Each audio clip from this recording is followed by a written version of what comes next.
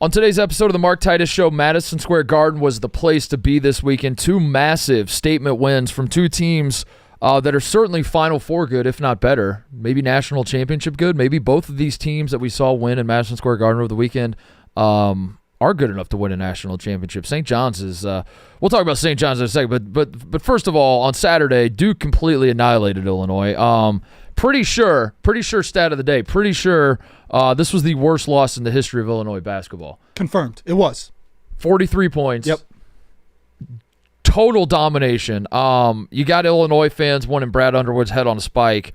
Duke is rolling. This was a game that was, Illinois fallen off a little bit, but a few weeks ago we had this one circled as, as Duke is playing in the ACC and it's not a good conference this year. At least they have that test against Illinois in Madison Square Garden waiting. That'll be a good look at how good Duke actually is when they have to step outside of what has become a very unchallenging conference in the ACC, and they have to play a team with a ton of talent in Illinois. I understand Illinois is completely fallen off a cliff, but still, I don't think anybody really saw a 43-point blowout coming, and Duke just completely dominating a team that is Illinois on the bubble? Is Illinois dead? Is Illinois? I can't make any sense of Illinois because they have been disappointing, but like this was unbelievable. Duke just hanging 110 points on Illinois on Saturday. And then on Sunday, St. John's completes the season sweep against UConn. The Red Storm are now they have one hand on the Big East regular season trophy. They have I don't know what the math is, but I think they're up 2 games with 3 to play. I think that's what it is. And they have favorable games down the stretch. St. John's has not won a regular season Big East title outright since 1985. It is the only one they won, and that year they lost to Georgetown 3 times. So, Georgetown fans would argue, even though St. John's did win, Georgetown got the better of them. Georgetown won the national championship. So, anyway, St. John's is about to make history. Very, very close. Beats UConn rather handily in a game that I think a lot of UConn fans have talked themselves into, we run the Garden. This is a big one for us. We got to get the momentum back. UConn has been up and down. They win one game, they lose another game. Now you're out on them. Just when you're out on them, they'll win the next one. But St. John's is shooting the 3 well. They are obviously playing great defense, and suddenly St. John's. I've been on St. John's as a Final Four contender, but I've worried that once St. John's gets there, they're not going to have enough offense to get them over the finish line and actually win a national championship. If they shoot like they shot against UConn, it's a completely different story. Elsewhere in college basketball, the Big Ten race getting juicy. Nobody wants to win this thing. No. Except Michigan State, I guess. We get the Michigan State-Michigan rivalry on Friday night. Michigan State hands it to Michigan. Just smacks them around. Too much offensive rebound for Michigan State. Too much Jace Richardson. He's just so smooth with it. 21 points for him. Michigan State had the first half looked a little rocky there. Michigan went zone, and we'll talk about the game. And Michigan State couldn't buy a bucket, but they steadied the course, or steadied the ship and stayed the course. And Michigan State gets a massive win against their rivals in Ann Arbor. And then Wisconsin follows that up on Saturday with just an all-time choke job against Oregon. What were they, up 16? Up 16 in the second half, 6 to go. Oh, my God. That was with the door as wide open for the Big Ten as it could be. That's what Wisconsin had the path to getting at least a share of the Big Ten title. It was right there. And the Michigan State beating Michigan on the road was step one in that path. And suddenly you're seeing the vision for Wisconsin. And there's 6 minutes left against Oregon. And Oregon just doesn't go away. And we've seen this from Oregon a handful of times this year. They are a very dangerous middle of the pack team, which I say as a compliment. Like, they're not on a lot of people's radar, but this is what Oregon does. TJ Bamba kind of locked up Tanji. Even Tanji gets his points, but down the stretch it was just insane watching Wisconsin turn the ball over. And then Sunday, Purdue gracefully bows out. I don't even know if gracefully is the right word, but they bowed out. Purdue was one of the teams that was in the mix. It was they've obviously are not playing great basketball right now, but the math was saying Purdue still had a shot.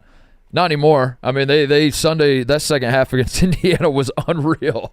Indiana came out, it was like 28-3, 36 to 5 or something at one. I don't know, dude. It was unbelievable because Purdue goes on a great run to like close the half, and then I don't know what the hell Mike Woodson said at halftime, but I don't know what the hell Mike Woodson did to like for as bad of a coach as he is, bring him back. He's kind of figured out Purdue. He's kind of figured out Purdue a little bit. But Indiana gets Indiana was dead. Maybe they're not quite as dead as we thought. I don't think they're really a good team, but you start looking at their resume and you start looking at how bad the bubble is. Maybe Indiana is still in this, but one thing's for sure, Purdue is not going to win the Big Ten. And I don't know who's going to win the Big Ten. It's probably going to be one of these Michigan schools, and Michigan State seems to be the better team as demonstrated on Friday night, but they have the harder schedule, and they still have to play Michigan again. They're still going to have to beat them one more time probably. Houston beats a shorthanded Iowa State team to inch closer to another Big 12 title for them.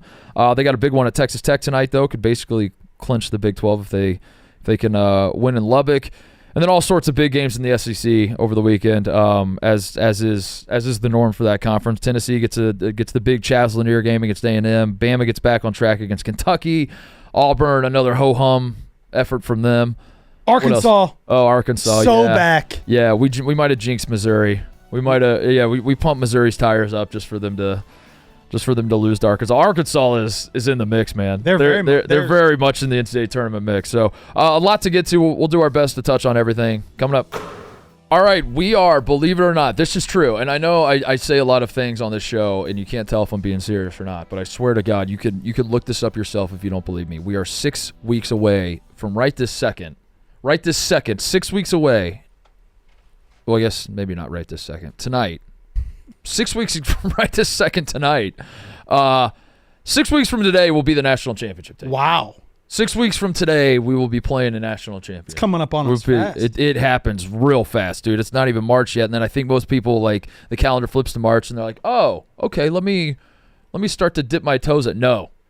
If your toes aren't, you got to have your tits underwater at this point. You can't be, like, if you're trying to, like, slowly get into the, as you get into a pool and you're trying to feel out the temperature, you can't, we can't be dipping toes in March. It's got to be tits high at this point. Gotcha. But, preferably you've already cannonballed in, but it comes up fast, man. We're 6 weeks away from the national championship, 3 weeks away from, less than 3 weeks now. I guess it's a Monday now. So, less than 3 weeks away from Selection Sunday. It's, boy, it's heating up. Is this not the best time? I saw Big Cat the other day said that this is his slowest sports time of the year. Yeah. This is the most.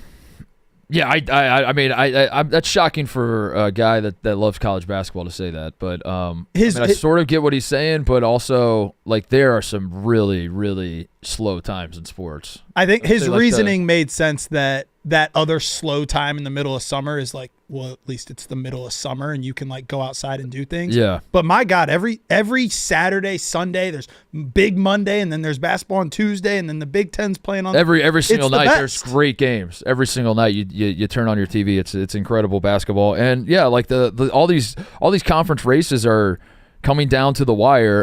Some are more dramatic than others. Like, like it feels like Houston, big one tonight against Texas Tech, that they can more or less clinch it, because I think it's let me make sure I get this right. I think they have a 2-game lead on. I lose all of my math after. They're up 3 in the loss. They're up 3. That's what it was. They're up 3 with like 3 to play, more or less, or 4. They have 4 games left. Yeah, they have 4 games left. They're up 3. So win the night, it's over. Basically, but then I think Arizona also has 4 losses, because Arizona, which I know you want to talk about that game, the Arizona BYU game. That was fucking crazy. I love the ending. That was crazy how Arizona lost to BYU. But yeah, Houston's got a 3-game lead in the Big 12. It would basically take an act of God for Houston to not win the Big 12. St. John's after Sunday feels like they're going to win the Big East. Yep. The Big Ten is a total mess. Nobody seems to want to win that. I Michigan State fans are like, what about us? And I would say, well, like you also, for kind of fucking it up like last week, like, like there's no Big Ten team that's like, we thought it was going to be Wisconsin there for a second. Wisconsin was coming from behind in terms of the Big Ten standings, but like Wisconsin seemed to have figured it all out and was rolling, and they're certainly going to win out, right? And they're going to be they were positioning themselves to be a 2 seed, and I guess they still could be. They're still, the Big Ten tournament to play and a lot to shake out in that regard. But yeah, the Big Ten race is very, very interesting in the way that I remember saying this at the start of the year. Like, I don't think the Big Ten is going to be good, and I still stand by that. Like, I don't feel comfortable at this point in the season, and this would be the point in the season where you would feel comfortable saying these things. I don't feel comfortable believing in any of these teams to win a national championship, really, to get to a Final Four. I think the Big Ten if the conference can find a way to get one team to the Final Four, they should be losing their minds in the conference offices. They should just be like, how the fuck did we do that? Because there are good teams. I like Maryland a lot. I like I mentioned Oregon gets the win at Wisconsin. Like obviously Oregon's going to be a tough out. I think I still like Wisconsin a lot. I still like Wisconsin a lot, but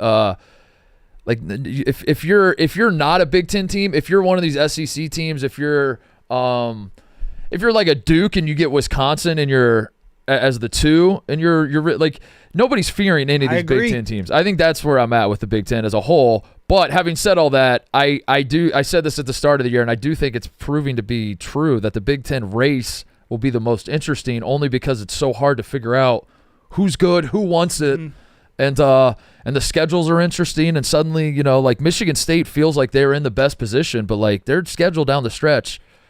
Well, not easy. You asked the other day, you said, do you like these Friday night games? And I said, yeah, I like them because I don't go out of it. Yeah. This weekend was the perfect example of why Friday night felt awesome. When it was Michigan State going to Michigan, they win the game. All of a sudden, the Big Ten is wide open. The next day, Wisconsin. I would have bet on Wisconsin that day to win the Big Ten. Yeah. Because Michigan and Michigan State had a 1-game lead. Michigan still has to go to Michigan State, and Wisconsin still gets Michigan State. And I thought Wisconsin looks like they're playing the best basketball of all of them, and then they have an epic collapse. This Big Ten race has been incredible. That collapse was that was stunning. That was stunning, and it was at first it wasn't. I went back and rewatched it because I love to rewatch collapses because in the moment you don't really see them coming necessarily. When did it start? Yeah. Like you're up like 14 or 16 or whatever it was with 6 minutes. With 6 minutes to go. And when you miss like a wide open 3 in that moment, you don't think like, oh shit, that's going to be costly down the stretch. You just assume the ebbs and flows of the game, and that'll happen, and then Wisconsin's still going to win. So when they do lose, I go back and I'm like, was it just that? Because they had the at the end of regulation, they had the deal where it looked like it might have been off Tanji, I think, and then they review it and they're like, no, it's still Wisconsin ball, and that was like a 50-50 deal, and like I thought it was off of him, but whatever. And then Wisconsin gets to inbound the ball and they immediately throw it away, and it's like those sorts of plays are the ones that you're like, that's what cost you the game. But I went back and I was like rewatching, trying to see like where did they actually fuck it up, and it was crazy because there wasn't. At the start of it, it wasn't really that dramatic of it didn't feel like, say, UConn against Seton Hall where you just can't inbound the ball and you're like, this is a complete fucking disaster. Now, by the end of it was. Like, they had some really bad turnovers, but they just completely like let their foot off the gas. They just started milking clock like way too early. This was Wisconsin team that plays a little faster. Nobody would watch Wisconsin mistake them for Alabama in terms of tempo, but you watch Wisconsin as compared to like what they've been through the years with Bo Ryan. They this year's team was different because they hunt threes, they hunt offense, they have playmakers, and down the stretch in this Oregon game, they just completely left their foot off the gas. They're just staring at the shot clock, and then they work the ball, and then they'll turn it over or miss like a wide open shot, and then that started to snowball, and then they had like very, very bad turnover. It was crazy. It was a very, very crazy collapse, but I think it was honestly 80% of it to me was more Oregon just like not quitting, really. Like Wisconsin did, don't get me wrong, Wisconsin had moments where it was like, you can't fuck this up this badly. But I thought Oregon just kind of like wouldn't stop playing, and that was more of the story to me for most of it. And then Wisconsin, obviously they timely turnovers in the final like minute especially. Yeah, I mean, ultimately, a little coaching tip out there for Coach Gard. If you're going to get up 14 with 6 minutes to go by playing a certain way and doing certain things, continue to do that, and then you're going to win the game. Speaking of which, credit to Dana Altman for so they come back, they send it to overtime. Overtime starts, and Oregon immediately goes right back to that press. And I was so happy to see that because teams, of what you just said, that like teams – the opposite though, where teams will like claw back into a game, and then the thing that got you there, they'll just be like, okay, now that we're in overtime, let's call off the dogs and play it straight. And it's like, no, just keep doing what you've been doing that led to this Wisconsin collapse, and they did, and Oregon wins the game in overtime. That was crazy. I mean, I'm with you, and like I think that I still quote unquote believe in Wisconsin. I really do. But what does that mean, I guess? I agree with you, but now you explain to me what that means. I think it means that, first of all, Tanjay is elite. I love watching him play. He is so controlled, so good off 2 feet, so good around the bucket, shoot the ball, all that. I think they have an elite scorer. I think their offense is really efficient, and they're also putting up a shit ton of points. Their defense is not bad at all. If Wisconsin was in the Final Four, would you be jaw dropped? No. Not at all. I believe that Wisconsin is the Big Ten's best shot. I still believe in that. But the Big Ten's not winning a national championship. Which, like, most people would say, no shit, you haven't won one since 2000. Which is fair, but there's no Wisconsin is. Yeah, they're not. Wisconsin can't win a national championship. You're right. Which is fine. I mean, like that's. But that's an absurd standard to hold like teams too. But they can make a Final Four. They can make a Final Four because they're going to have to win. What are they going to be? A 3 seed now? All right, Big Ten teams, Final Four. I wouldn't be shocked. Michigan State, not shocked. Wisconsin, not shocked. Michigan, Sweet 16, definitely not shocked. Elite 8, I could see like the Sweet 16 matchup is good. I think Michigan making a Final Four, I'd be a little surprised, if not completely shocked. I don't think Michigan is quite as good as their record indicates. I agree. Maryland is the one. They're the one. Maryland is the one that like I think that Maryland's the one that like they'll make the Final. I'll tell you what'll happen with Maryland. If Maryland makes the Final Four, I will pretend like I saw it coming, and everyone will be like, "Why didn't you say it then?" And I'll be like, "I swear to God, I felt it." I've talked. I felt it. I just didn't say it. I do one of those like because every time I watch them, I'm like, this team is so fucking good. And I think what's going to happen, and all I'm saying is I've talked to a couple people now that really follow college basketball, and they're like, you know who I think could be a sneaky run at the Final Four? Maryland. And you're one of them. You've been saying it all year. You really like this Maryland team. Maryland's going to roll into the tournament at like a 5 seed, and everyone's going to start making the same point, and then they're going to lose in the fucking first round. Yeah. But they're going to be a very popular. But they're Maryland's 21-6. They're on a 4-game winning streak, 5-game winning streak. They've lost 1 game in a long stretch of games in a month or so. Over a month, and it was Bruce Thornton banking in a 3 at Ohio State. Right. Which is the only crunch time shot that Bruce has ever made this year. Bruce is playing Maryland, and he pulls up a 3 for the win, makes it, and now he banked it in. It was you Bruce Thornton at the lucky. Buzzer is bank or air ball. But then Bruce Thornton against Michigan gets a wide open 3-footer and airballs it. But yeah, their only loss in a long stretch of basketball was a banked in 3 against Ohio State. Before that, it's an overtime loss against Northwestern, who's not good, but not complete and utter dog shit. And the thing about Maryland, you look back over the season, all of their losses are close games. Now, again, we've talked about this before. Like, is that a good thing or a bad thing? It's good in the sense that like they're incapable of being blown out. Seemingly, like they're always going to be in games. They're always going to give themselves a shot, no matter who they're playing.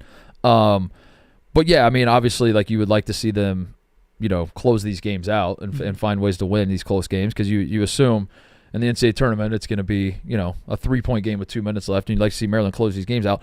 But I think they are way better than people realize because 21-6, their best wins are.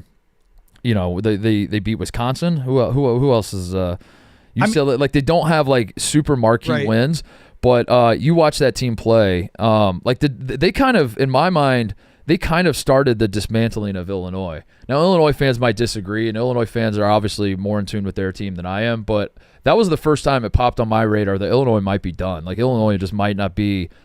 I have been patient with Illinois all season, and I've been like. Every time they lost, I've been kind of like, yeah, but you see the pieces, you see the vision. Illinois could put this together and be really, really dangerous when it matters most. And then Maryland goes into Illinois and just beat the fuck out of Illinois.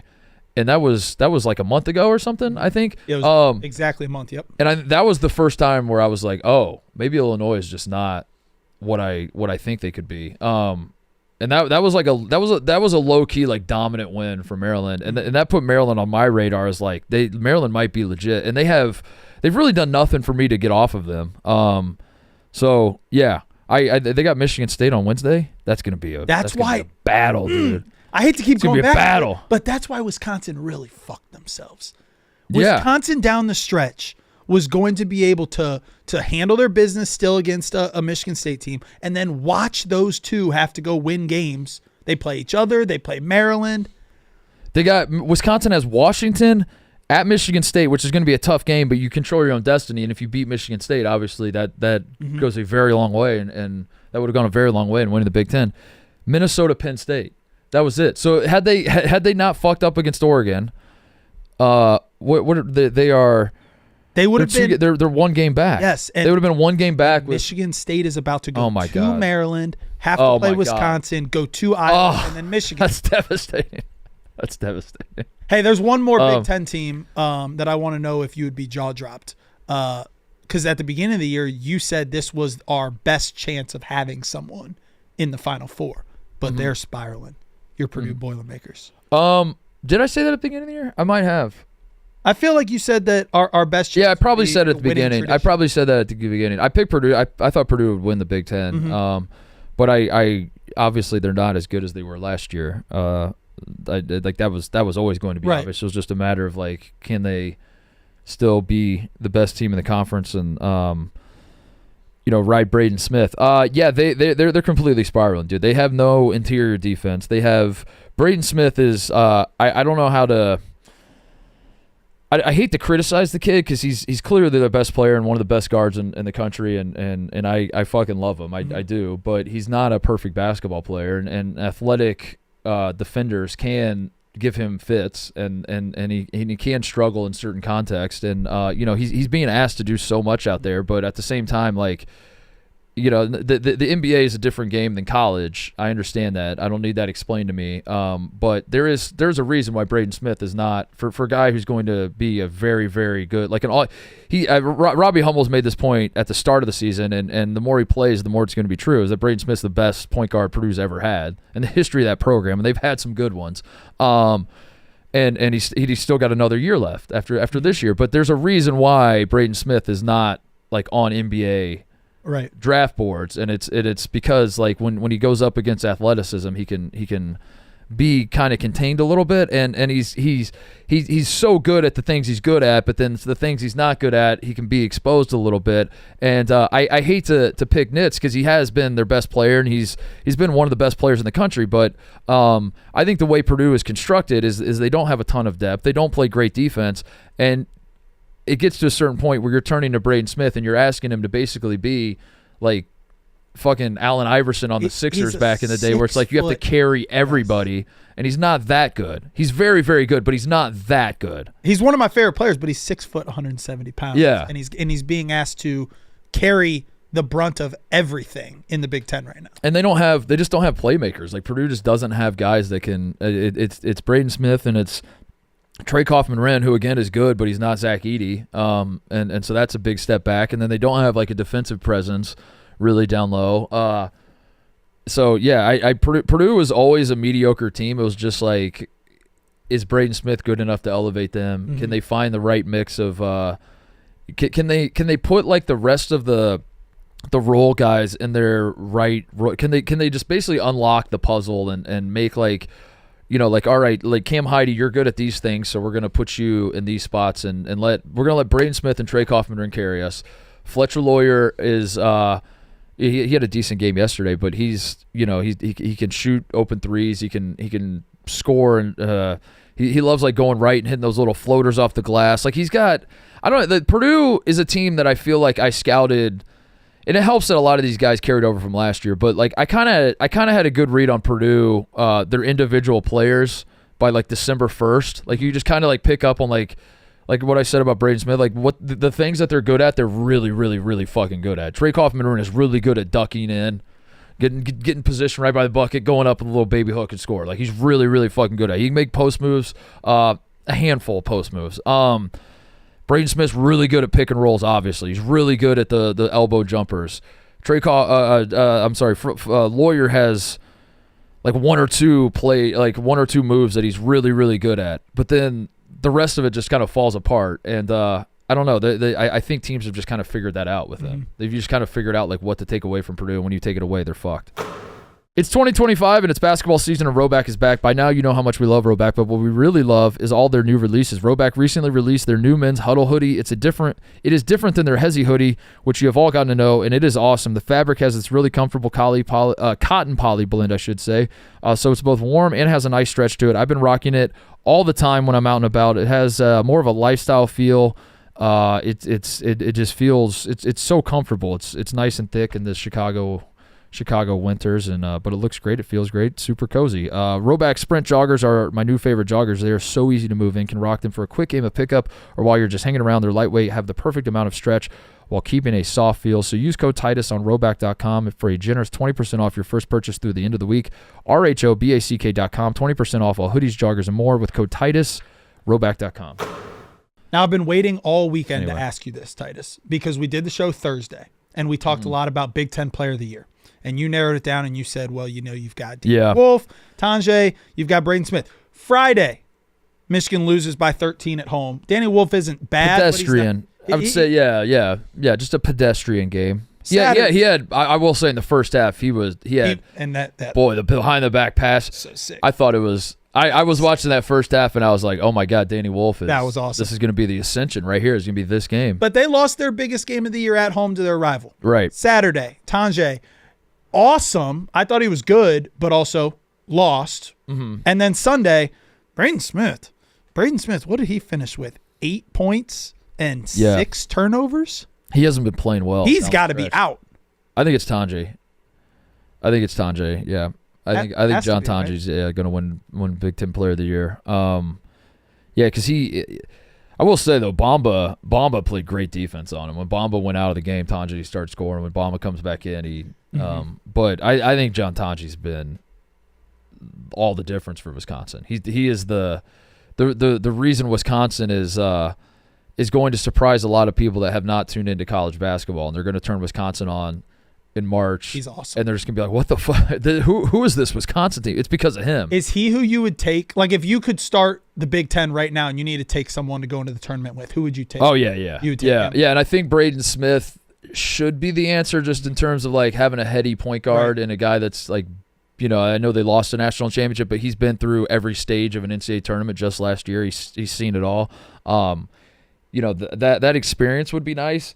But, yeah, I mean, scorers, guards who can just go get their own in the NCAA tournament are worth their weight in gold, man. Those are so valuable, and Wisconsin has one. And, yeah, that was an all-time choke job. But Oregon is better than – I'll say it one more time. I think Oregon is better than basically everybody realizes. Oregon has not been on the radar of really any – the West Coast teams in general – now Washington sucks. USC is not good, but they're capable.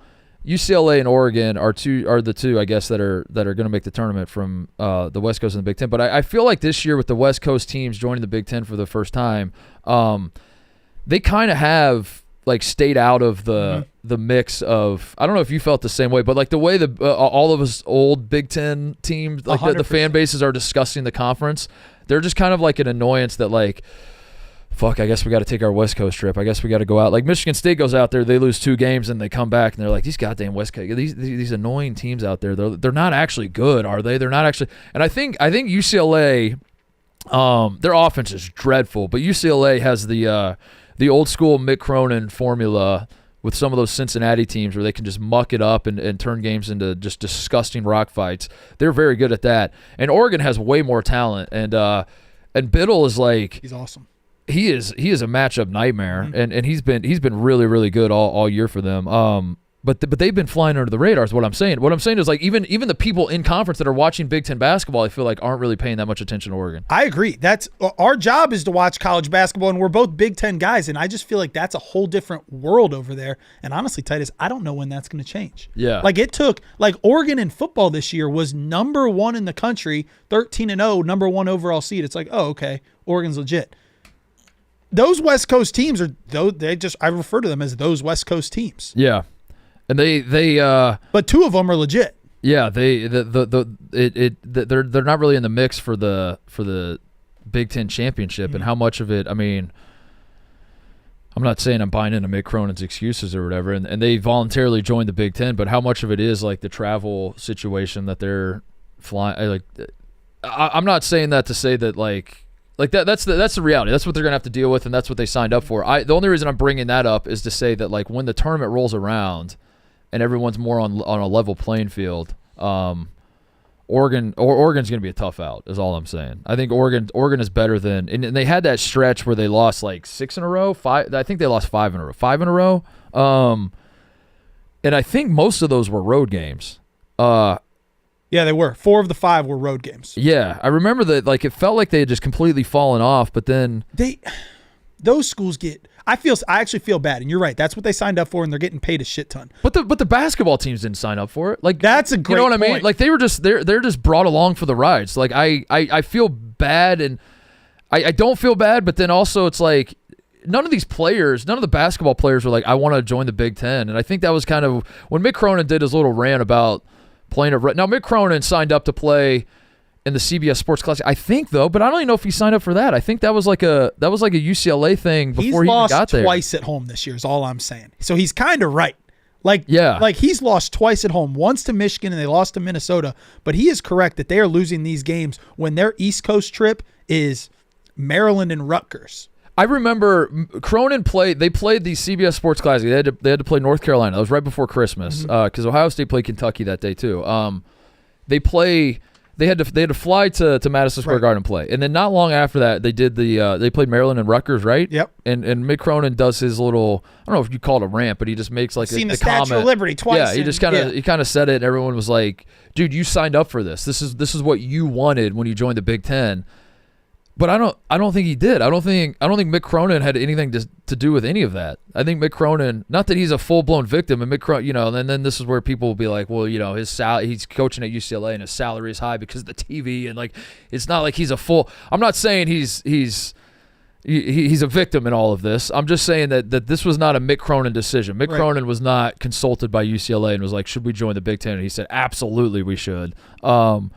But the whole reason of bringing it all up is that I do think the West Coast schools have flown under the radar because Oregon and UCLA in the preseason magazines, I think like you look at their lineups, and I think there was respect for both of them and like as teams that could contend in a wide open Big Ten. Mm-hmm. And then as the season has progressed, they've kind of fallen off, and it's like, yeah, no one really thinks, and especially now they're mathematically eliminated from doing so, but nobody thinks that Oregon's going to win the Big Ten as the season started to unravel. I think that is a completely different conversation than like how dangerous can you be in March, and I think Oregon is like fallen off of everybody's radar, but I don't know. I've seen them do this a handful of times now where they just do not give up on it. They're just like annoying as fuck. They won't go away. And that's not true of every single game, but yeah, that's why like rewatching that Wisconsin thing, I think a lot is going to be made of Wisconsin's turnovers down the stretch. They were bad. If Wisconsin doesn't turn the ball over, they win the game. But for me, what started getting that ball rolling was not Wisconsin fucking up. It was just like Oregon like locking in and saying we're not out of this thing yet, and getting buckets and getting stops and chipping away at it. So no, the Big Ten is not the best conference. I don't think it is, but it is going to be the most interesting in this last week plus of the season. We didn't even talk about the Michigan State-Michigan game really, like that actual game. I thought Michigan was gonna, like in the first half, I thought they were gonna not necessarily run away with it, but Michigan goes to the zone. And Michigan State was just being forced into taking mid-range shots, and it felt like we were watching a Dusty May masterclass. Mm-hmm. It was like they were going under every ball screen. They're just daring Michigan State to shoot mid-range shots, and Michigan went on like an insane. Was it 18 or something? Like it was 18-0? Am I crazy? It was 11-0. I don't. It up right now, dude. The older I get, the more games I watch, all these numbers start bleeding together, and I forget whose runs were what. But there was. I think it was like an 18-0 run at one point in the first half. And then Jace Richardson and Trey Holloman were just so good down the stretch. Yeah, I don't have the run here, but I know that let me find it. Yeah, I'm trying to. It was rocking for a little bit. Michigan leading at the half, but I don't know. My biggest takeaway coming out of that. Let me find it. Facts matter. So let me find it. 16-10. It was 16-10 Michigan. It was 16-10 Michigan State. Mm-hmm. and then it was 23-16 to 18. I don't know, man. It was at least a 13. They went on a 13-0 run. It was 13-0. Yes. It was 13-0. Okay. 13-0. I was wrong about the 18-0. Anyway, that whole stretch, it felt like Danny Wolf was cooking. He throws the behind the back pass on the fast break and everything. He was feeling himself. Starting with the one-handed catch into the spin move. Yeah. The place was rocking. And it felt like Michigan State was just going to fall into the trap of shooting jump shots, and they're not a jump shot team. But they are this might end up being my favorite Michigan State team ever. Well, honestly, I'm like, clip that. What a full circle moment, dude. At the start of the year, I was like, this team is so dog shit. They're not going to make the tournament. And now I'm like, is this my favorite Michigan State team ever? Because they should not be this good, but they rebound so well. They had 14 offensive rebounds. They push tempo like it's just a Tom Izzo masterclass. The ball goes in the bucket. They give up a bucket. They immediately push in transition. They just immediately go back on the other end and get it right back. The defense is incredible. They're so good at guarding, and they all buy into the culture. I don't know, dude. I fucking love this Michigan State team because they're don't get me wrong, they're not even close to the best team Tom Izzo's ever had. But the fact that like here's what this Michigan State team is. I'm going to remind everybody what's going on in East Lansing right now. Michigan State took last year's team that wasn't even that good. Not even like it was by Izzo's standards, last year's team not good. They took away their three best players: Tyson Walker, AJ Hoggard, Malik Hall. Hoggard transfers and Walker and Hall graduate, and they replaced them with a 4-star freshman in Jace Richardson. Jace Richardson has gone from, in the last like month and a half, right, he's gone from like, he's not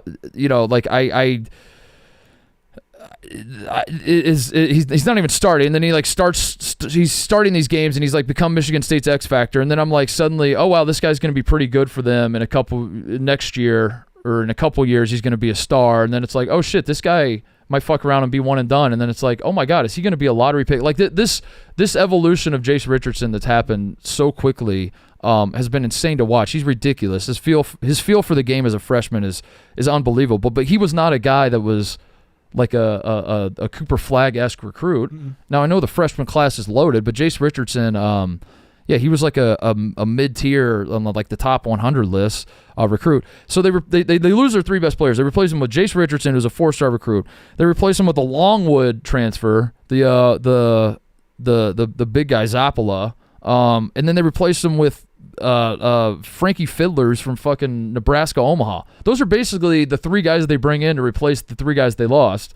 And somehow this team, who, by the way, their schedule, when you're looking at the start of the year, number one preseason team in the country, Kansas, is on the schedule. An absolutely loaded Maui Invitational field, which, you know, to be honest, they avoided a lot of the best teams in Maui. That worked out. But like when you're looking at the preseason schedule, you're like, holy fucking shit. You're looking at the talent they have on the roster. It makes no sense that this team is 22-5, that this team is in a position to win the Big Ten. I don't want to get ahead of myself. Like it is them and Michigan, and they just beat Michigan. But now the way the schedules break, you know, like Michigan has a more favorable schedule. They do have the rematch. I would say Michigan State is the favorite, but I honestly don't know. It's sort of a coin flip. Like Michigan State is the better team to me, obviously. After Friday, I don't know how you could argue otherwise. But the schedule does make it interesting, and you got Maryland coming in, and Michigan has a much easier schedule, I think. But it makes no sense that they're 22-5, and I think that's why this Michigan State team might be one of my favorites ever, because I have never been so surprised by a Tom Izzo team being as good as they are. Now, do I think that they can actually make a Final Four run? Yeah, I think they're capable, but I don't know what, like, I still think the most likely scenario is like a Sweet 16 or maybe like a second round exit, because I do think like the 3-point shooting is going to be a problem, but they are as much of an Izzo team as I think this is one of the best coaching jobs Tom Izzo's ever done. I'll just put it that way. And he is I don't know if I would throw him in the mix for Coach of the Year, National Coach of the Year, but I don't think it really matters. I don't think Tom Izzo gives a fuck about winning like National Coach of the Year or anything. And I don't know if he, who really, he's not going to win those awards, but he's going to win something more important than those awards, Tate. He's going to win my respect. And that is listen, that is way more important. More important than winning any awards. No, I'm blown away by how good Michigan State has become. And I say that knowing full well that they're still not like, they're not national title good, but I really honestly, I genuinely thought that they might be a bubble team this year. I thought that there was a really good chance.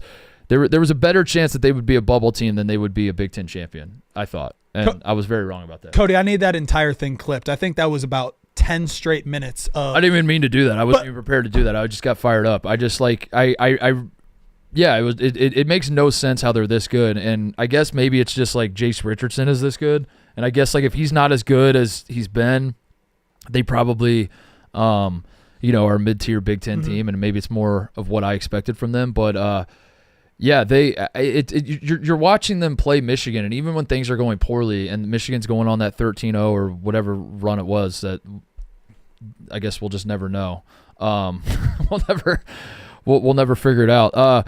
But as they're going on that run and like things are going poorly for Michigan State, they're still sticking with like all of their pillars of their program, and I get so fucking excited when I watch teams that like just have the buy-in, whether it's Michigan State or like Houston playing defense or Tennessee's a team that like I don't always have the most glowing praise, but I'll always say that about Tennessee, that like they can guard, man, and they know who they are, and that is something that especially if you're an Ohio State fan, as I know you are, Tate, and I use our school as an example, like never mind the wins and the losses, what gets frustrating is a lack of an identity. And when you find programs that year in and year out are going to have an identity, it gets you fired up, and it makes you want that for your school. Yeah, and we talked about that after the game Friday night. Titus's finger isn't on the pulse as much as I am of the internet, but Titus, we've angered a few fan bases from time to time this year. Yeah. Right now, our number one angry fan base is Michigan State. No shit. 100% because of two things. One, you all year, even when they had won like 15 straight games or whatever it was, kept saying, well, this team isn't very talented, blah, blah, blah. But also, if you remember a couple weeks ago, I said after they had lost to Indiana when Izzo was going for the Bob Knight's record, we kind of said, hey, how long could it take them to get this record? And I stand by it. Their schedule coming up was Illinois, Purdue, Michigan, Maryland, Wisconsin. That's a long stretch of games. And you just gave them about 15 minutes of flowers. So thank you very much. I didn't realize. I truly didn't. I didn't realize I fired him up. I thought. I don't know. I thought that was a fair reaction if you watched the Kansas game earlier in the season. And like I said, the last year they weren't good, and then they lost their three best players. Right. They didn't exactly replace them with like 5 stars and like they didn't go to the transfer portal and get $1 million pickups that are earth-shattering transfer pickups. There was really no reason to believe that they would be this good. Except, and I'll say this, and this is not groundbreaking news at all. Tom Izzo, you said it perfectly. Watching Ohio State, we don't have an identity, and we are susceptible to, if things go wrong, they snowball, and we get our ass kicked. We've lost by about 50 multiple times this year. Tom Izzo, look at what they've done. They never get blown out. They go to Michigan the other night in Michigan's biggest regular season game in quite some time, and the place is rocking, and they're going up against 2 7-footers, and what do? They do what Tom Izzo's teams do, and they get plus 10 on the rebounds, and they get plus 7 on the offensive rebounds, and they physically dominate a team that is supposed to physically dominate teams. That's on a day where Dusty May signed a contract extension. And there's a little victory lap going on at Michigan. Interesting. But yeah, they're rolling. They've beaten Illinois, Purdue, Michigan in a row, and it doesn't get easier. They still have Maryland, Wisconsin coming up next, and then they have Michigan again. But yeah, right now, they're gonna. By the way, a lot of my arguments about Michigan State were that they don't have top end NBA talent. That was like early in the season. That was what it was based on. Yeah, they do. Jace Richardson has now become that guy. It happened overnight though. But it kind of like it was a slow climb to get here. Jace Rich, I thought Jace Richardson was like at the start of the year. I thought it was just like a nice little story that like Jason Richardson's son is on the team. I didn't think he was. I knew he wasn't a walk on. I knew he was he was actually like a decent player. But I was like, oh, that's cool. Like he'll be relevant in next year, maybe the year after. I don't know. He's gonna be a lottery pick. Yeah, Jason Richardson gonna be a lottery pick. And listen, this month, Titus, this month alone, it starts with he's playing Minnesota 6 points, 8 points, 4 points. That was this month. Yeah. And then all of a sudden he goes for 30, and he's been in double digits ever since then, the last 5 games. 30, 13, 11, 12, 21. He is absolutely hooping right now. That's not the same person that we watched at the beginning of the season. No, it's been such a – he's done like a 4-year career arc in like a month, seemingly, where it's like, yeah, you start as a freshman, you just kind of want to crack the rotation, just get a few minutes. Now I'm exaggerating. He was very much in the rotation, but he was not at the top of scouting reports at the start of the season. And then it's like, all right, this guy could be an X factor, which is to say that like once every handful of games he can play well or like make a big play here or there. And then all of a sudden it's like, oh, he's consistently pretty good. This I think we might have something here. Now he's getting thrown in the starting lineup, which only happened like a month ago. Right. And now he's starting in these games, and now he's a consistent starter. He's like literally their best player, and he's going to be the reason if they go march to the Final Four, he's going to be an absolute star of the NCAA tournament. And he's like I keep saying, he's going to be a first round pick for sure. I don't know where he's getting. I give up on trying to make sense of like where guys are going to get drafted. But yeah, I could very much see a world where Jace Richardson is a lottery. And here's my stat for you. So the season started November 4th. November 4th, first game of the year. All the way through February 4th, Jace Richardson had never shot the ball 10 times in a game. Never. Not one time. Mm-hmm. And now the last 5 games, he's getting double-digit shots. 13, 12, 10, 12. He's a completely different player since they've inserted him in the starting lineup, and he's just playing with so much confidence. That's part of the reason why they're playing. And on a team that struggles offensively with shooting at least. Like their offense isn't actually that bad. It's just like 3-point shooting really, but the rest is – Like they run good shit and they can, obviously score in transition, all that. But he's the one guy that like Holloman's really good. I don't like Holloman because of he basically just stole Cassius Winston's whole look. The fact that like Cassius Winston's like an all-time icon at Michigan State, and he graduates and you immediately have a guy that wears number 5 in a headband right after him. That just feels wrong, and I can't believe Tom Izzo allowed that. But Jace Richardson like is the one guy they have more than anyone else that can just make something out of nothing. That can like he in the first half there was one play in the first half. It doesn't even have to be one play. He does it all the time. But he like step back threes or just like ISO. Now I don't want you to make a meal out of the whole thing. Like I don't need that all the time. Mm-hmm. But having reminders, because I think when you're going in to play Michigan State, you're like, let's focus on the rebounding, let's focus on the transition. And that was certainly Dusty May's strategy, was to make them shoot threes, to make them shoot jump shots. And that's kind of your game plan. And when you see a guy in Jace Richardson get out there and he's just like crossing dudes up and hitting and shooting step backs, and I think he hit one. I think in the first half, like he hit a step back 3.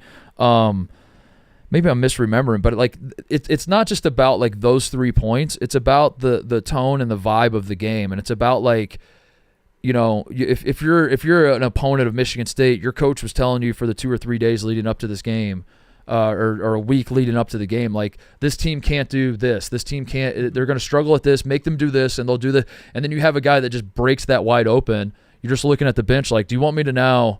Yeah. Do you want me to panic and like crawl up into him, or do you want me to? He hit 2 threes, 2 free throws, and a layup, and I think like the first 7 minutes of the game, he already had 10 points. And it just kind of throws everything out of whack. And it doesn't have to be like you don't need Jace Richardson to score 30 points every night. You just need him to be the reminder that like, yeah, you can't go under every single ball screen. You can't just simply dare us to shoot the ball, because that will burn you eventually. And yeah, I don't know. I'm in on Michigan State making the Final Four. I still like if they're not going to win the national championship, but whatever. The fact that this team is even in this position at all at this point in the season is fucking bonkers to me. And I say that as a compliment. And I was very, very wrong on what this Michigan State season was going to be, because it just didn't make any sense. They weren't that good last year. They lost a lot of the best players, and I didn't feel like they replaced the talent. And there was no reason to believe that.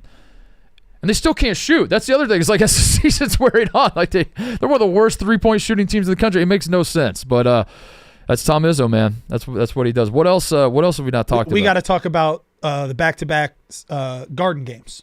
Oh yeah, we haven't. Yeah, I know. I was gonna say, what else we have? Holy to shit, dude! We I have got about so 1,000 things. I fell into the Big Ten. The Big Ten is just so interesting. I don't know. It's it makes it so fascinating. Like the SEC. I'll say this. We'll talk about the Garden games, but let me do a broad SEC thing, and then we'll talk about those two. The SEC is so good that it almost like I've gotten to a point with the SEC where it's almost like numb. I'm numb to how many like upper echelon matchups are happening in that conference. Like Tennessee beats Texas A&M. Chaz Lanier had an awesome game. Whatever.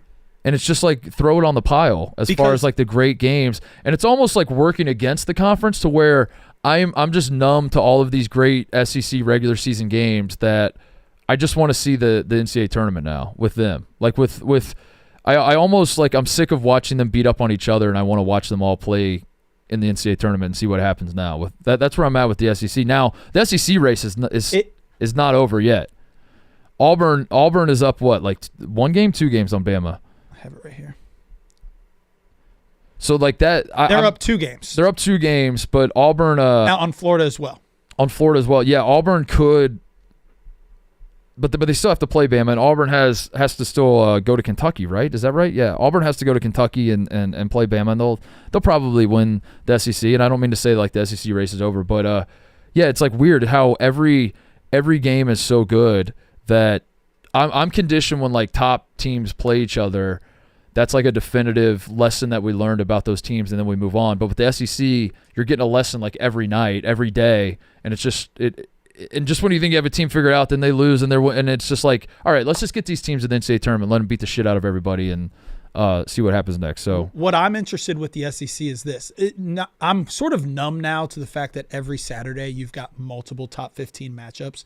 Like, oh, Kentucky wins a big one, Kentucky loses one. Yeah. Tennessee wins one, Tennessee. What I'm interested is this. Don't forget early in the season when we were talking about greatest like the only thing that's changed is now they're playing each other.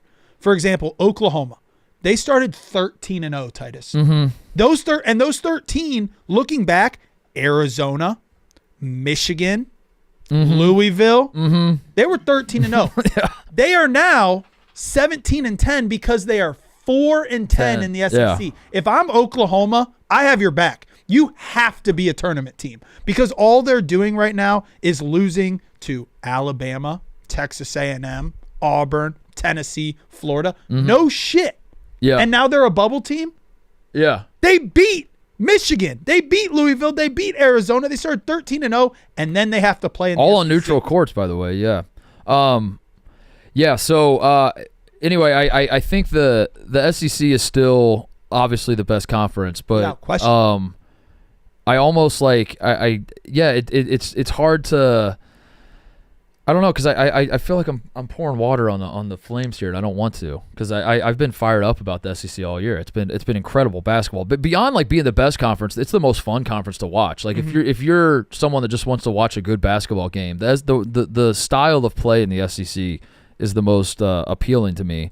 But yeah, like the whiplash of Tennessee losing to Kentucky, getting swept by Kentucky, and you're like, all right, well they're done now. But then they get a huge win against A&M, and they're so fucking back.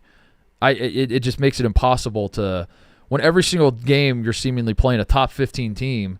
When you lose, you want to jump on you want to jump to conclusion and be like, you can't hang with the big boys, and then you beat a big boy, and it's like, okay, so I've collected enough data on the SEC to know that you're better than everybody. So can we just like get to the point where you now beat the shit out of everybody in the NCAA tournament, which I think is going to happen. I think the SEC is going to be dominant in the NCAA tournament. But yeah, it's weird because I kind of hinted at that at the start of the season though, where I was like, I think as the SEC started at the start of the conference play though, I mean not at the start of the total college basketball season, that the Big Ten race is more interesting to me just because of how flawed all the teams are, whereas the SEC is like, I do think Auburn is going to be going to win the league by multiple games, but yeah, it's weird because the SEC should be the only conference we talk about, but somehow I've gotten with like a few games left, I'm like, all right, let's just get to the end with this conference. I mean, this upcoming Saturday is a perfect example. Why I can't talk today of being numb to the huge games. Saturday alone, Auburn goes to Rupp. Okay, monstrous game. Not to be confused with Alabama going to Knoxville, 4 versus 6 in the country. Not to be confused with Texas A&M going to Florida, 7 versus 2 in the country. Yeah. Those are 3 games that would be like in the Big Ten or like game of the year matchups. That's just Saturday.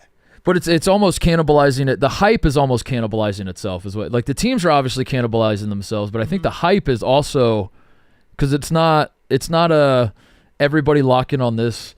Like the Michigan State game, the whole Big Ten was like, all right, we're all locked in on this game. These are the 2 best teams in the conference. The SEC is like there are 3 or 4 games every weekend that are the quote unquote game of the week.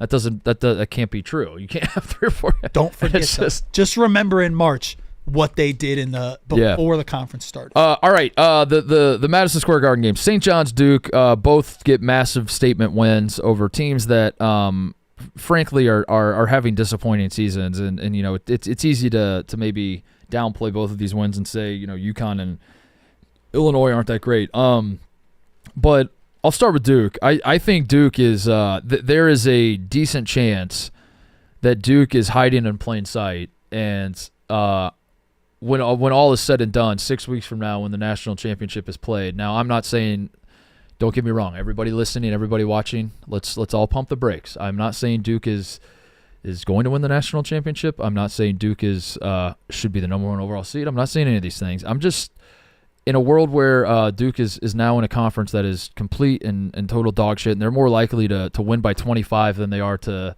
be tested at all. I do think it is interesting that a team that every single player in the starting lineup is like 6'6" or 6'7", is loaded with NBA talent, has the best player in the country, and it is a program that is a blue blood and is used to the expectations, is used to the spotlight and all that, and is, by the way, number 1 on KenPom. If you're a KenPom guy, number 1 by a comfortable margin at this point. Number 2 offense, number 4 defense. That's insane. I do find it crazy how much Duke is flying. They're not flying under the radar, but by Duke standards they are. And I think that it's interesting as we're starting to get closer to March, and in my social life I'm like going out and bumping into people, and they're like, all of a sudden sports fans are now like locked in. Like now all of a sudden I'm everyone's best friend, and they want to talk to me about like teams I like in the NCAA tournament and all that.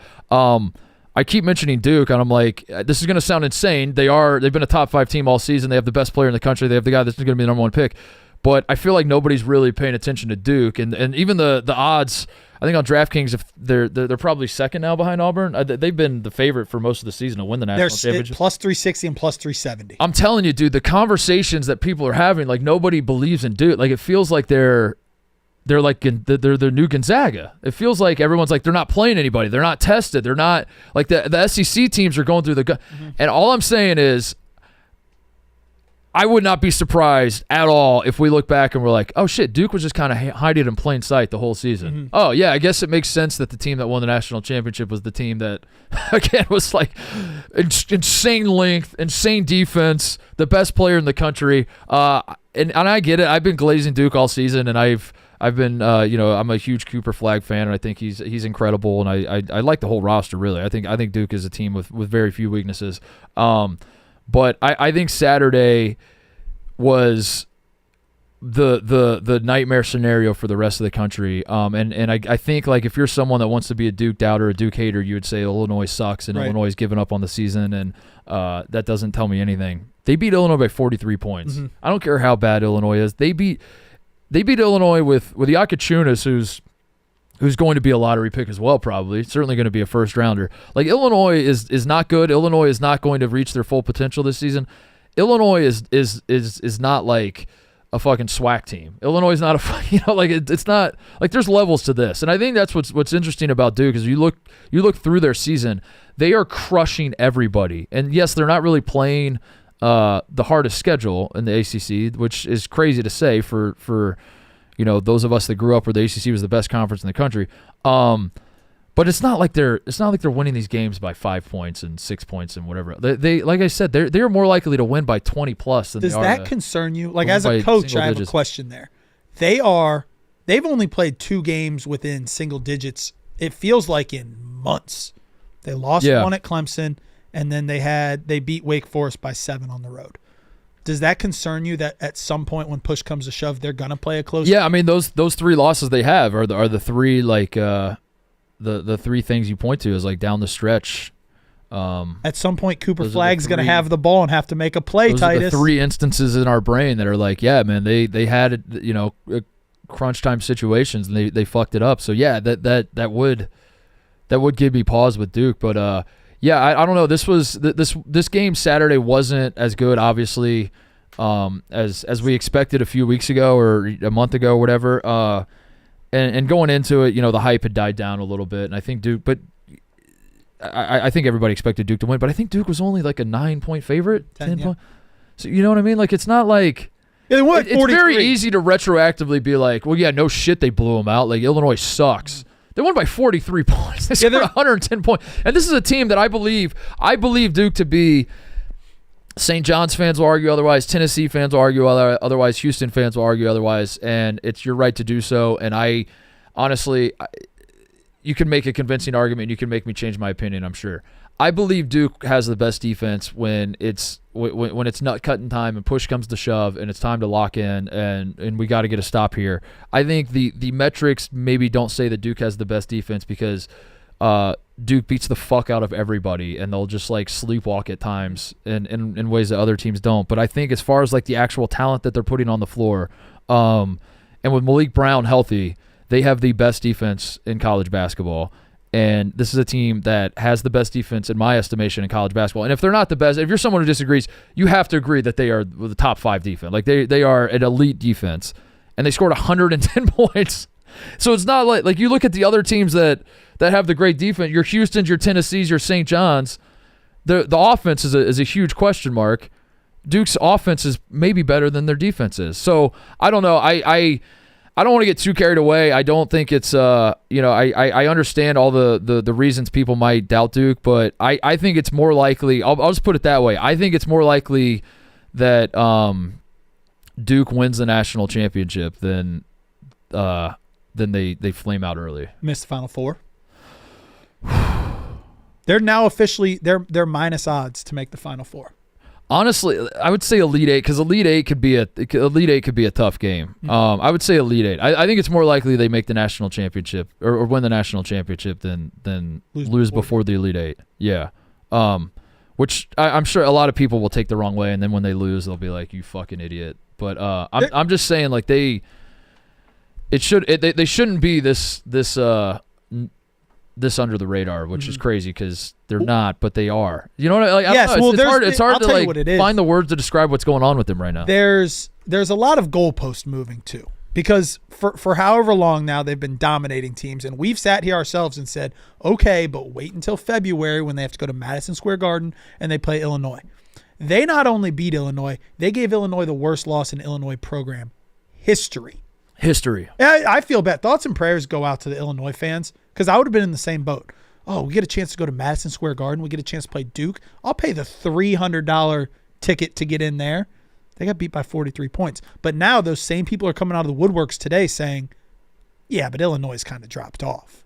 So yeah, there's some doubters and haters. I'm going to keep rolling with I believe in Duke. By the way, I do need Malik Brown back, though, for Duke. Mm-hmm. That is if they can get they got to get him healthy, and he's unreal. He's an unreal defender for them. So they keep saying he's going to play. Optimistic that he'll return this season. Yeah.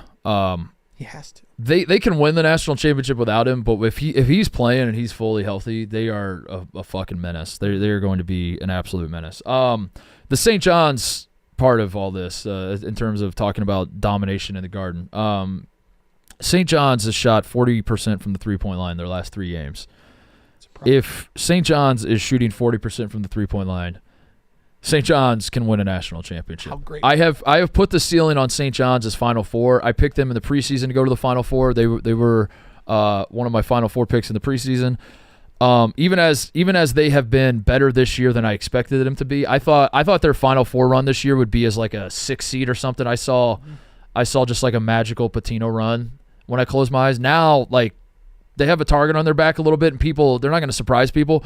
But I still, even as they've been way better than I thought they would be, I still thought like Final Four is going to be their ceiling because their offense just isn't good enough, and they they can score, but it's always like in context of like, you know, forcing turnovers and getting out in transition and getting easy buckets that way, or driving to the bucket and getting to the foul line, stuff like that. They couldn't shoot threes to save their life. They've suddenly found it. They're hitting jump shots. And the even like the Villanova game that they lost, they hit 11. I know they shot like 30 or something, but they're stepping into them confidently. And I think the St. John's offense is coming around. Now, can they do it 6 straight times in the NCAA tournament? I have no idea. I still have my doubts. I'm still worried. I still don't want to get too excited about a 3-game stretch. But if this is in fact the St. John's that we are going to see moving forward for the rest of the season, you have to put them in the mix to win the national championship. You absolutely have to, because their defense is unreal. And they're all balanced on Saturday or on Sunday. I'm sorry, all 5 starters, 12 or more. So points. Balanced. So they're awesome. They have like R.J. Lewis and Kadary Richmond are 2 guys that can create offense, which is something that I keep mentioning all the time. Of it's one thing to like have guys who can score, because I think that's like, to go back to like Purdue's problems. Like Purdue has guys who can quote unquote score, but they don't really have playmakers. They don't have guys that can make shit happen. And so St. John's has those guys. Like that can sometimes be a concern with teams, but St. John's not a concern with them. It's literally just like, are we going to get a game where they go 1 for 19 from the 3-point line? That's really the only concern you would have with St. John's in terms of how this bottoms out, this magical season that they're having, how the wheels fall off. It would be having one of those nights. And the last 3 games, yeah, they've shot 40%. That's a fact. I did the math on that. I genuinely feel bad for 40% the last 3 games. Because St. John's is going to be a popular pick because everyone loves Rick Pitino and they like how they play and they're hot right now. And the fact that they're about to win the Big East as UConn is drifting away has made them like a national story to the casual fan. You picked them. You picked a team that the media picked 5th in the Big East preseason. You picked to make the Final Four. To make the Final Four, I did, yeah. And now I'm assuming you have to stick. We'll see how the bracket shakes out, we'll but see. you have to stick with a team that you picked like that. I forget who and people are going to say you jumped on the bandwagon. No, because Cody will clip it up. Yeah, Cody will find the preseason clip. What was who else did I pick? Does anybody remember? I picked Bama, I think. I picked Duke. Bama. Was it Kansas? You had to have picked. Well, you were the I don't know. It's tough because I don't know. I don't remember if I picked I picked Duke and Bama. Duke, I picked Bama, St. John's. UConn? No. Did I do UConn? But I'm going to pull it up. I think it was Purdue. Purdue? I don't remember. All I know is that you were the one person at the beginning of the year who was actually saying, like, all right, I see the talent with Kansas, but I don't believe in them. I thought they'd be better than last year, though. There's one issue with St. John's. What? Did you see the Pitino quote about Kadary Richmond? No. Kadary Richmond is more injured than any player I've ever coached right now. He fights through it. He has a double groin pull, problems all over his anatomy, and he played the game and he played hard. He needs time off as much as we can give him because he's really hurting. Not great heading into March. Now, or this is a Pitino. This is what Pitino does. Yeah. Pitino's done this for years and years now. He's always coy with the injury reports, and then guys are out for. He swears they're out. They can barely walk, and then suddenly they have a miraculous recovery and are ready for. Yeah, and you're like, wow, look at this guy. Ready for 2. Who found your Final Four.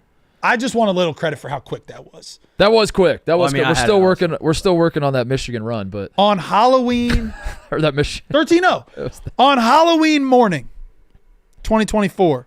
Mark Titus. All right, I'm gonna put the Final Four together. I want Duke in my Final Four. Yep. I want Alabama in my Final Four. I want UConn in my Final Four. UConn. And you know what? This is too top heavy. Give me Rick Pitino, St. John's. Give me Rick Pitino, St. John's outside the top 25 in the preseason. Give me Rick Pitino back in the Final Four. Wow. That's not a bad Final Four, really. And UConn obviously is not good, but Final Four. I agree. That'd be a sick Final Four. Can't believe you missed Auburn, bro. I did miss on Auburn. I missed on Auburn. Wait, yeah, okay, so you had one SEC team. But Auburn's not had a great run of NCAA tournaments since they went to the Final Four. Well, 19. I want to ask you I've this. had a lot of doubts, but this year obviously not as much. Last year they played in the SEC tournament. Then I think they had to go all the way out west to play, and when they got upset. Oh, really? Is that? I believe they did so. Against Yale? Yeah. Maybe I'm wrong. Here, I'll beat you to it. I'll beat you to it. You're not going to beat me to it. They played in Spokane. Credit to me. Is Auburn at the point where it's like, hey, let's win the SEC regular season and then not fucking worry about the SEC? Don't worry about the SEC tournament. Because you have to play all the way through Sunday. Well, I guess the question would be, could Auburn win? If Auburn wins out and then loses in the semifinals of the SEC tournament, 1 seed. Well, they're obviously No, one I'm seed. saying Are they overall. still the overall Yes. number 1 seed? That's the calculus you have to do. I think they should be. I think like this has been a historic resume put together by Auburn. But yeah, I don't know enough of like if Bama. I don't know if Bama's even in the mix. If Florida were to win the SEC tournament at that point, would they have an argument to be the 1 overall? Could Duke be the 1 overall? I don't think so. If Auburn wins they did out, beat they will, Auburn head they to will head, so I don't know. they'll be allowed to lose a game and still have the least amount of losses in the country. Yeah. No, it's interesting the how much do the conference tournaments matter to teams? You'll get different answers you ask. No, nobody loses the games on purpose, but then there are teams that Tom Izzo's one of them. Every time Michigan State loses in the Big Ten tournament, I swear Tom Izzo's smiling in the handshake line. He's just like, this is awesome. This is exactly what I wanted. We needed this. But you're obviously not going to throw the games. But yeah, St. John's has been a fun story. Obviously, going to win the Big East. Pitino's the man.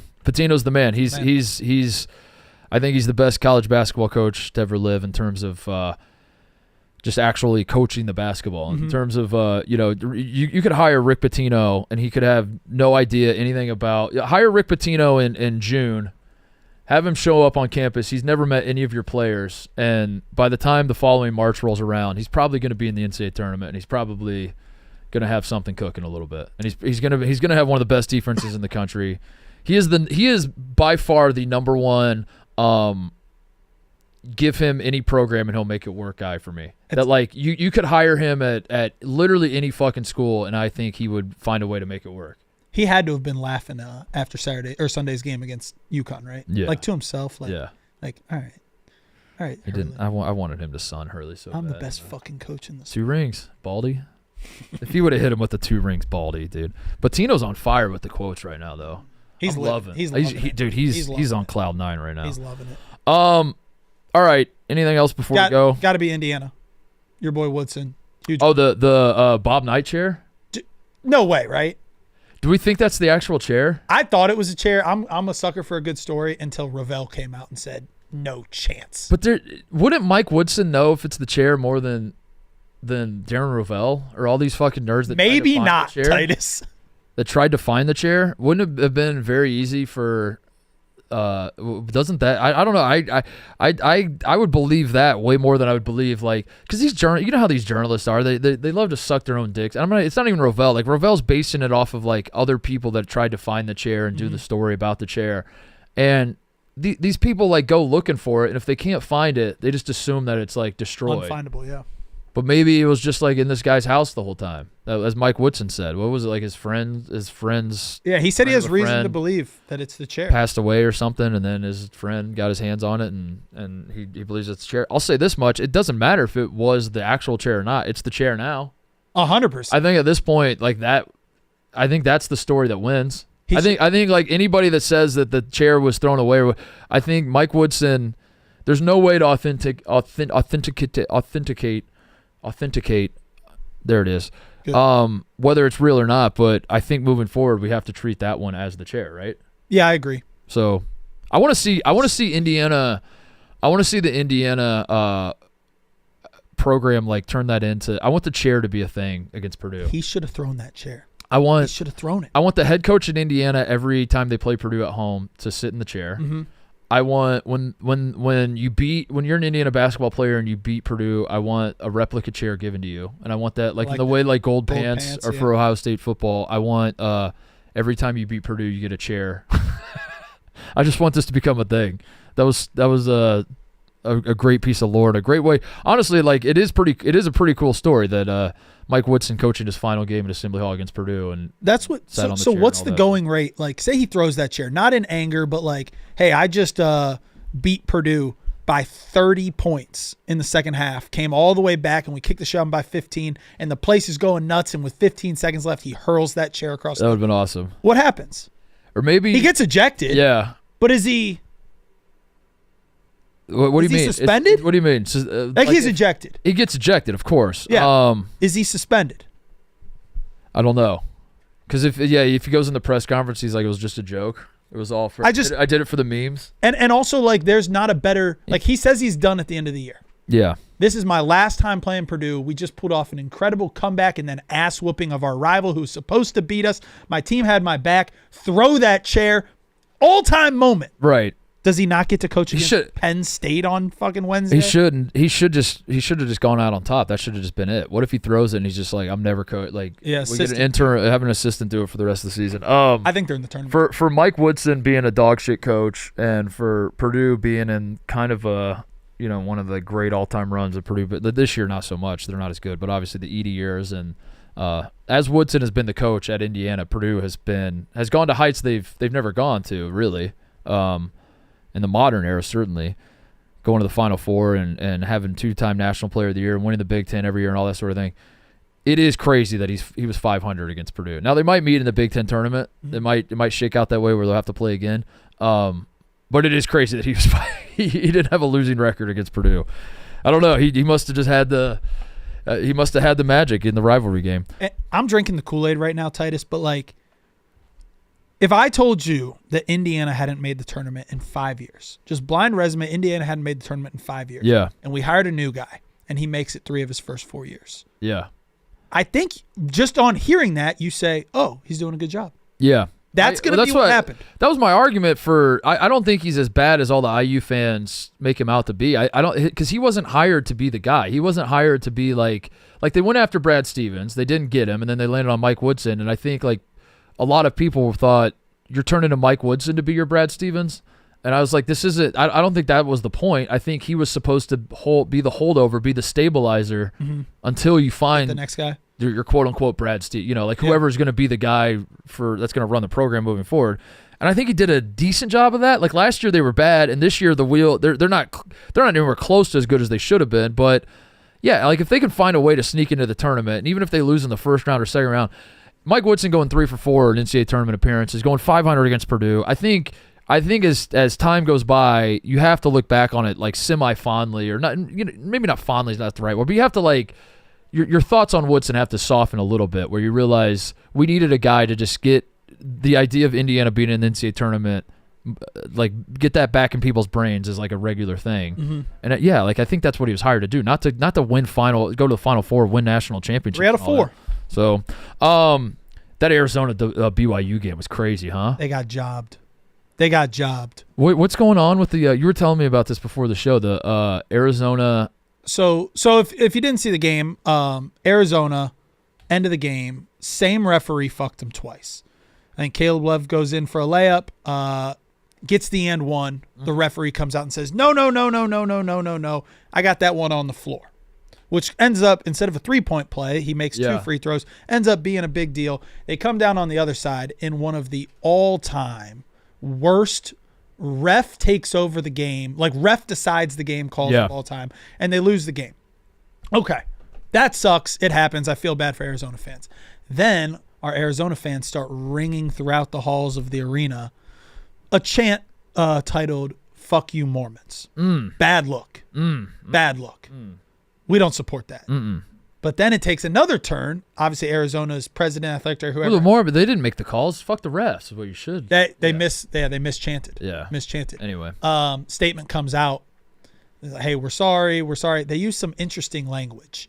And I don't know if it's true or not, but I fell for it if it was. Someone from BYU put the statement through a Chat GPT checker, and the Chat GPT checker said, this is 100% written by a computer.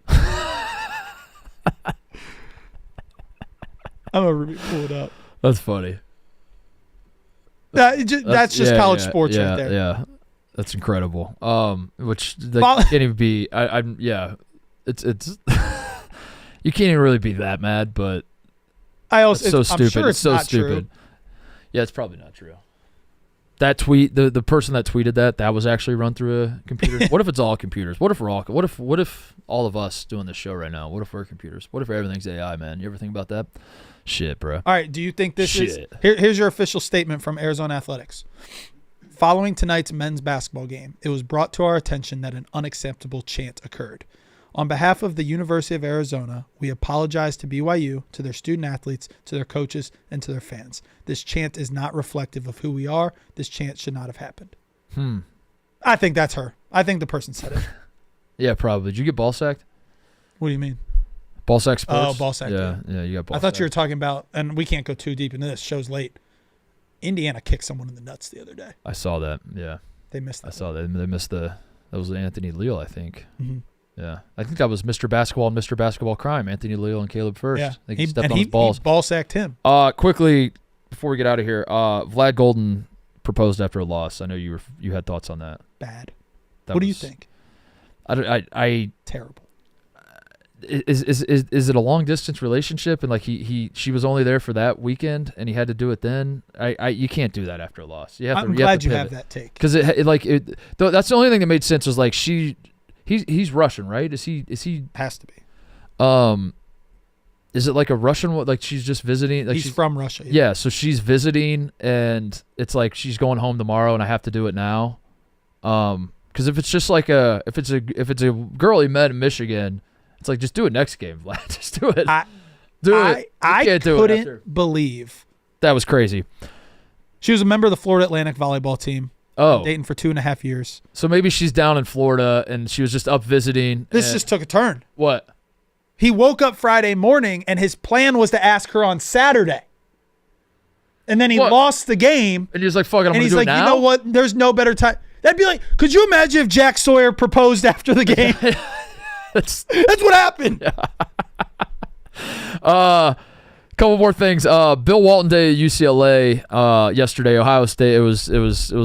It fucking sucked watching Ohio State get lose to UCLA. But like the way UCLA plays, it just that makes it extra painful. Just watching, it's like watching paint dry. Watching your team just getting the screws turned on them by UCLA's defense and can't figure anything out. The one silver lining was Bill Walton Day was awesome. I think CBS did a good job of covering it, and all the Grateful Dead songs going into break were a good touch, and everyone sharing their stories, and they're interviewing all the former UCLA players. I love Bill Walton so much. I've missed him like crazy this season. I'll miss him forever. He's was an incredible commentator, but he also was just someone that I never knew personally, and I'm not the right age to like have appreciated his playing career and all that. But I loved his energy. I loved what he brought to college basketball. And I thought yesterday, even though my team was getting their dicks kicked in and I'm watching our NCAA tournament hopes evaporate in front of my very eyes, some part of me was smiling because I want the legacy of Bill Walton to endure in the sport of college basketball. So that was cool. And then lastly, I went to the DePaul Butler game on Saturday, and I just wanted to do my annual DePaul report. I still see the vision with DePaul. Every time I go there, I'm like DePaul should be better than they are, and it's frustrated me forever that DePaul that you have a Big East school in the city of Chicago, and they're just a total fucking joke. I see the vision. They're getting better. They are way more competitive, and I'm not even just talking about this game. I've been paying a little bit of attention to DePaul this year as a whole. They've only won 2 Big East games. They're back at the bottom of the Big East standings. It feels like another. Oh, here we go again. DePaul is dog shit yet again. Another year. They're more competitive. They're getting better. I think the crowd was more energetic on Saturday than any time I've been there. It's going to take some time, but that I still see the vision with DePaul, man. I'm still there, and I'm like, this is a good arena. I know it's not on campus. I know it's not exactly in the sexiest part of Chicago, but yeah, I would like to see DePaul do well for selfish reasons, really. I want good college basketball to just be right down the road. That'd be awesome. I would love for it to be right down the road. And I know Loyola fans are like, hey, what about us? But you know what I mean. I want Big East. Mm-hmm. I want Big East basketball right down the road to matter. So, shout out St. Mary's, beat Gonzaga, won the WCC for the 3rd year in a row. Gonzaga is the team that gets all the headlines out of that conference. St. Mary's is the team that runs that conference. So, shout out to them. They'll be back in the NCAA tournament, whether they win the WCC tournament or not. And they'll be a tough out. So there you go. I think that's it. That's all I had today.